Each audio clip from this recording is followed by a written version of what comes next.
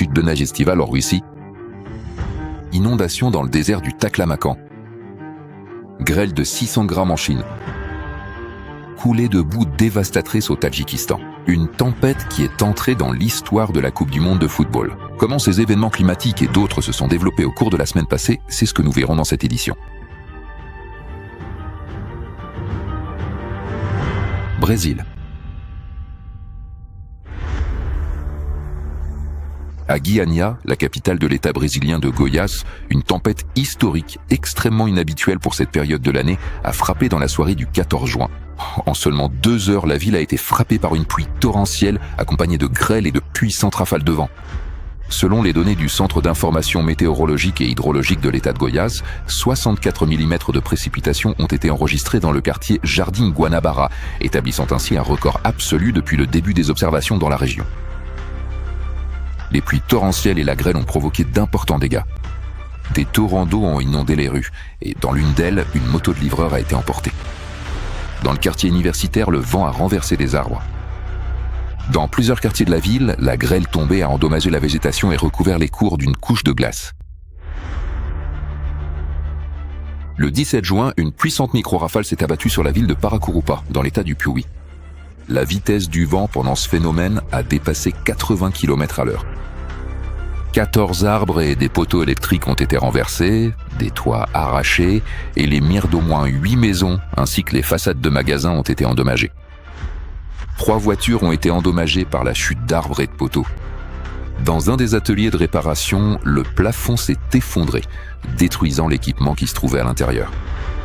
Le vent a emporté les stands de marché et y dispersé des objets dans les rues. Selon les habitants, ils ont ressenti une grande peur et de la panique à cause des bruits assourdissants et des chocs contre les murs. Et d'après eux, les maisons pouvaient s'effondrer à tout moment. Malgré d'importantes pertes matérielles, aucune information officielle concernant des blessés ou des victimes n'a été signalée. Indonésie. Le matin du 16 juin, la province indonésienne de Sulawesi centrale a été secouée par un puissant séisme de magnitude 6,7. Les secousses les plus fortes ont été ressenties par les habitants du district de Pololo, dans la région de Sigi. Là-bas, l'intensité a atteint 7 degrés sur l'échelle de Mercalli modifiée. La catastrophe a touché plus de 8500 habitants. Dans l'un des hôpitaux du district de Parigi Mutang, les patients ont été temporairement évacués du bâtiment. Ceux qui pouvaient marcher ont été conduits dehors, les autres ont été transportés sur des brancards et en fauteuil roulant. Dans le district de Sigi, les patients de l'hôpital Torabella, y compris ceux des services de chirurgie et de pédiatrie, ont également été installés à l'extérieur et dans des tentes d'urgence devant le bâtiment. L'activité sismique s'est poursuivie après la secousse principale. Au 19 juin, 949 répliques d'une magnitude allant jusqu'à 5,3 avaient été enregistrées. Plus de 2300 maisons ont été endommagées. Des bâtiments administratifs, des écoles, des hôtels, des centres médicaux, ainsi qu'une mosquée, une église et 2 temples hindous ont également été touchés. Des fissures sont apparues sur les routes et des glissements de terrain ont commencé sur les pentes. Ainsi, dans la région de Nakilalaki, sur le territoire du parc national de Lorelindu, pas moins de 24 glissements de terrain ont été recensés. Et à 4 endroits, la terre déplacée a bloqué les cours d'eau. Lors de fortes pluies, de tels barrages naturels peuvent céder, laissant alors déferler des torrents d'eau, de boue, de pierres et de débris en contrebas. Les travaux de déblaiement et l'accès des engins lourds ont été compliqués par le relief vallonné difficilement accessible du parc. Le séisme a causé la mort de 3 personnes. 17 ont été grièvement blessés et 108 autres ont subi des blessures légères.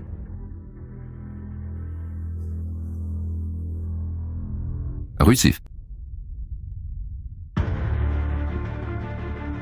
Depuis le 19 juin, après des températures typiquement estivales, le kraï de Transbaïkalie, en Russie, a été frappé par un refroidissement inhabituel, accompagné de fortes chutes de neige. Sur les crêtes montagneuses du district de Krasnochikoï, l'épaisseur de la couche de neige atteignait 15 cm.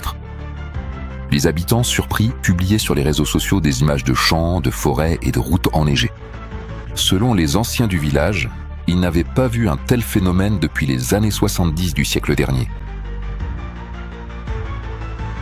La nuit, la température de l'air descendait par endroits jusqu'à moins 3 degrés Celsius, et en journée, elle ne dépassait pas 5 degrés au-dessus de zéro. Sous le poids de la neige mouillée, des arbres se brisaient et tombaient, bloquant les routes. Sur certains tronçons, la circulation a été sérieusement perturbée, et par endroits, elle a été complètement arrêtée.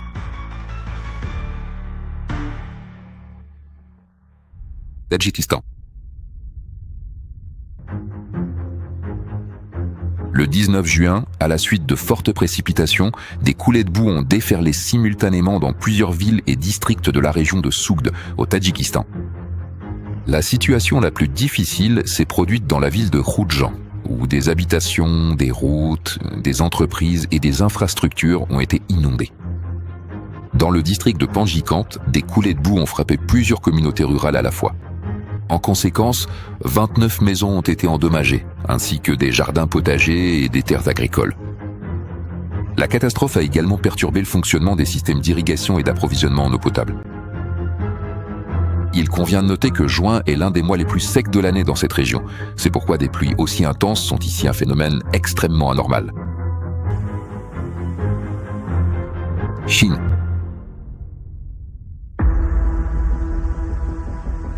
À la mi-juin, le sud et le centre de la Chine ont été frappés par une série de pluies diluviennes et d'inondations extrêmes. Dans la province du Guangdong, la situation la plus grave s'est produite les 14 et 15 juin. En l'espace de 24 heures, plusieurs villages et cantons du district de Lufeng dans la préfecture de Shanwei ont reçu plus de 600 mm de précipitations. Et dans le village de Bamei, la quantité de pluie a atteint 700 mm. L'expérience acquise lors des précédentes luttes contre les inondations, qui avaient été utiles les années passées, s'est révélée inefficace cette fois-ci. La rivière locale est sortie de son lit et a débordé la digue. Des torrents impétueux, charriant de la boue, du sable et des débris, ont déferlé sur le village de Dabei. Selon les habitants, tout s'est passé très vite. En 1 heure, le niveau de l'eau est monté de plus de 2 mètres. Les routes et les cours ont été inondées et par endroits la profondeur approchait les 3 mètres. Les gens ont été contraints de se réfugier au 2e étage et sur les toits des maisons. L'agriculture a été touchée. Le riz, les arachides, la patate douce, le maïs et d'autres cultures se sont retrouvés sous l'eau. Un agriculteur a raconté que sa ferme avicole avait été inondée et que sur plus de 10 000 poussins, seuls 2 ont survécu. Le village de Dabei s'est retrouvé sans électricité, sans approvisionnement en eau et s'est pratiquement transformé en île. Même avec des bateaux pneumatiques, il était difficile pour les sauveteurs d'intervenir. Les rues étroites du village, les obstacles cachés sous l'eau, les barres de fer et les débris gênaient le passage. C'est pourquoi les pêcheurs locaux ont participé à l'évacuation. Ils utilisaient de petites barques et des radeaux en bambou pour transporter les personnes âgées, les enfants, les malades, ainsi que pour livrer de l'eau et de la nourriture à ceux qui restaient bloqués aux étages supérieurs. À partir du 18 juin, une nouvelle vague de pluie diluvienne s'est abattue sur la province du Hubei. Dans la ville de Wuhan, il a plu toute la nuit pendant plusieurs heures d'affilée. À la station Shaou, l'intensité maximale atteignait 70 mm par heure. Les habitants comparaient la pluie battante au bruit d'une cascade juste à côté de chez eux. Le ministère chinois des ressources en eau a indiqué que sur 20 petites et moyennes rivières dans les provinces de Chongqing, Guizhou, Guangxi et Guangdong, le niveau de l'eau avait dépassé le seuil d'alerte. Dans la province du Guangxi, de fortes pluies ont commencé le 15 juin. Dans certaines zones, l'eau a coupé les routes. Dans le district de Hengqiu, on a constaté des affouillements et des effondrements de la chaussée. La deuxième vague d'inondations, encore plus dévastatrice, a frappé la province les 20 et 21 juin. 21 rivières sur 24 stations hydrométriques ont dépassé le niveau d'alerte. Par endroits, l'eau est montée jusqu'à 3,70 m au-dessus du seuil critique. Au même moment, sur la rivière Liujiang, la première inondation de l'année à recevoir un numéro officiel a été enregistrée. Dans le système hydrologique chinois, seules les crues importantes sur les principaux fleuves et grands plans d'eau reçoivent un numéro.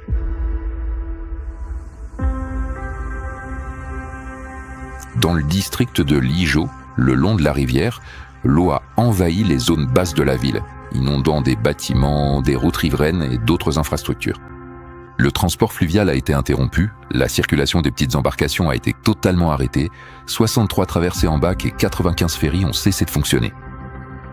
Dans le district de Haiti, le niveau de l'eau dans la cour de l'hôpital a atteint 1,50 m. Le sous-sol et le rez-de-chaussée du bâtiment chirurgical ont été inondés. Le personnel déplaçait le matériel, coupait l'électricité et créait des passages temporaires pour évacuer les personnes. Selon les médias locaux, les patients en réanimation et les femmes enceintes ont dû être transférés dans d'autres établissements médicaux. Dans les zones rurales, de fortes pluies ont provoqué des glissements de terrain. Dans les districts de Nandan et d'Onglan, les glissements de terrain ont entraîné l'effondrement de maisons et la mort d'au moins 2 personnes. 2 autres personnes ont été blessées. Depuis le 19 juin, des précipitations continues et extrêmes ont touché plus de 26 000 habitants du district de Héchi. Une situation inhabituelle s'est également produite loin au nord-ouest de la Chine, à la lisière du désert du Taklamakan, dans le Xinjiang. Il s'agit du plus grand désert de Chine, couvrant environ 330 000 km², où la quantité annuelle de précipitations ne dépasse généralement pas 100 mm et atteint par endroits seulement 4 à 5 mm. Mais même dans une région du pays aussi aride, des inondations se sont produites. Le 9 juin, la rivière Tarim a déjà connu la première crue de l'année, liée à la fonte accrue des neiges et des glaciers de montagne. Et le 20 juin, la préfecture de Hotan a été confrontée à une pluie torrentielle historique.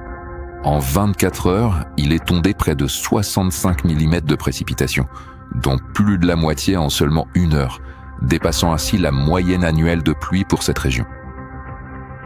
Même le sol sablonneux, pourtant très perméable, n'a pas pu absorber autant d'eau. L'eau, mélangée à la boue, a débordé sur un tronçon de la route Turfan-Hotan.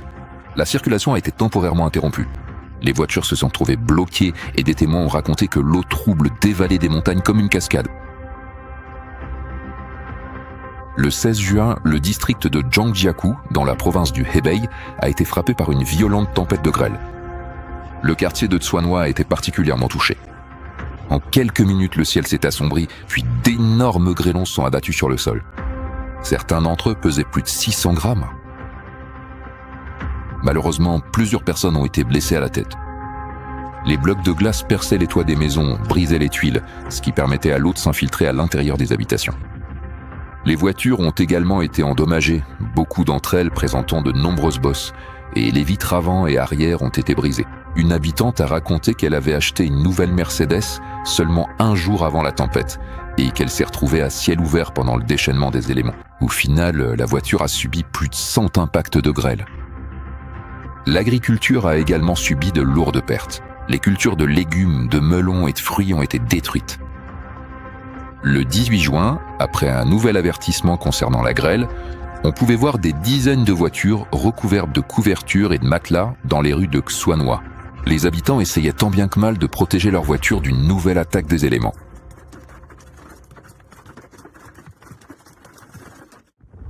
La tempête tropicale Arthur. Le 18 juin, une tempête tropicale nommée Arthur s'est formée dans le golfe du Mexique. Il s'agit de la première tempête nommée de la saison des ouragans 2026 dans l'Atlantique. Le même jour, elle a touché la côte centrale du Texas. La vitesse du vent soutenu dans le système atteignait 75 km/h, mais le principal danger ne venait pas du vent. Arthur a apporté d'énormes quantités de précipitations. Dans l'une des zones rurales du sud-est de la Louisiane, il est tombé plus de 700 mm de pluie en 48 heures. Les spécialistes ont qualifié de tels chiffres de catastrophiques pour la région. Par ailleurs, l'intensité des précipitations atteignait 76 mm/h dans certaines régions de la Louisiane et du Mississippi. Ces averses n'ont fait qu'aggraver les conséquences des fortes pluies tombées à la veille de la tempête. Le 15 juin, en seulement 24 heures, de 100 à 230 mm de précipitations sont tombées dans de nombreuses régions du centre du Texas. Des inondations soudaines ont entraîné la fermeture de l'autoroute Interstate 35 dans la région de Waco. Plusieurs jours de pluie torrentielle ont laissé derrière eux des routes inondées, des arbres abattus et des bâtiments endommagés. Des dizaines de milliers de foyers et d'entreprises se sont retrouvés sans électricité. Dans la ville de Perkinston, dans l'état du Mississippi, les torrents d'eau emportaient voitures et maisons mobiles. Les secouristes ont dû utiliser des pagaies de canoë pour briser les vitres des camping-cars et évacuer les personnes à l'intérieur. La tempête a également marqué l'histoire des Coupes du monde de football. Pour la première fois depuis la création du tournoi en 1930, une tempête tropicale a directement touché l'une des villes hautes du championnat du monde. Arthur a influencé les conditions météorologiques à Houston, où se déroulaient les matchs de la Coupe du Monde 2026. Les conséquences du phénomène se sont fait sentir bien au-delà des côtes du golfe du Mexique. Le soir du 18 juin, une tornade a causé d'importants dégâts dans les quartiers au nord de la ville d'Effingham, dans l'Illinois. Des habitations, des routes et des infrastructures de services publics ont été endommagées. Le complexe Mid-America Motor Works et le musée automobile local ont signalé des dégâts catastrophiques. Sur l'autoroute I-57, un camion a été renversé par de fortes rafales de vent. Le conducteur a été blessé. La tempête tropicale Arthur a coûté la vie à 4 personnes, une au Mexique et 3 aux États-Unis.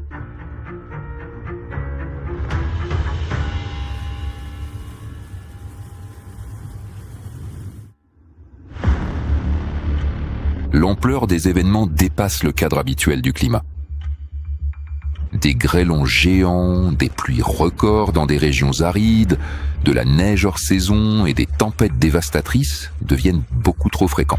C'est pourquoi le monde scientifique étudie de plus en plus activement les facteurs supplémentaires qui pourraient aggraver les catastrophes naturelles.